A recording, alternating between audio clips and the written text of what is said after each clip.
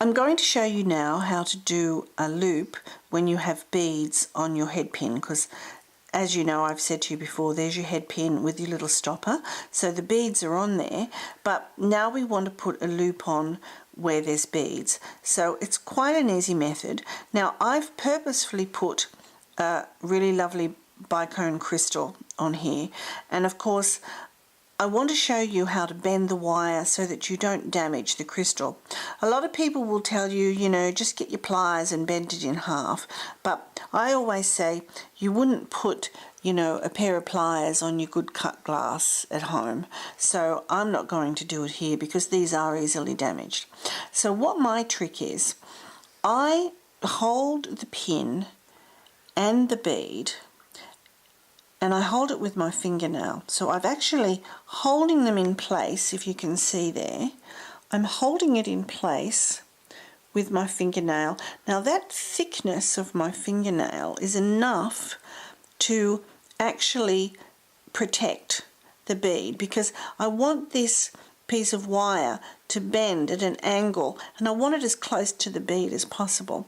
So if I hold it there in place and I have my fingernail flat, then what I can do is I take my other finger, and if I just push it up against the bottom of the top of the bead here and at the bottom of the wire, and then I'm just going to push the wire across my fingernail like that, so that when I do that, then I get a really great straight line straight across at the top of my bead, and that's how I like it, and I've protected my crystal.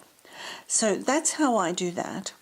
Then again, we need to trim the wire so that it's going to roll and sit on top of the bead, because if you think about it, if I made my little loop here, I'd end up with a little loop here, but I actually need it down here. So this needs to be trimmed. So the magic number's about 1 centimetre, or just under a ½ inch, I think. So if you just sort of, you can measure it or eyeball it, come in with your cutters, and remember, this is the side that will give you a straight cut.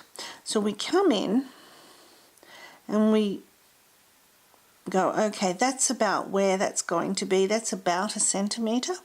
And then to cut it, now this is really important, support the other wire or hold it in your hand before you cut so it doesn't fling off, because it will go. And then and don't throw these away, keep them for use later on. So now I've got my wire the length I want it, and now when I roll, if I roll it with my pliers, and remember, about 1/3 of the way down seems to be the magic spot, that will give me a roll about the size I want. Now, if you've got your pliers at home, put a mark there with a permanent marker, so that way you'll always know where it is.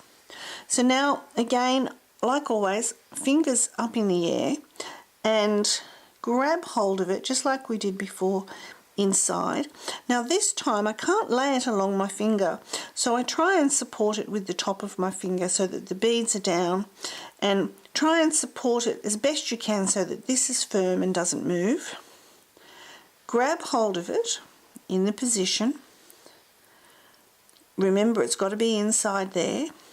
Support it, and then we're going to roll again in a straight line all the way around, so that I hit the wire on the other side, if you can see that, all the way. Now, obviously, I haven't finished the roll now, so I can just come in with the tips of the pliers and I can continue to roll.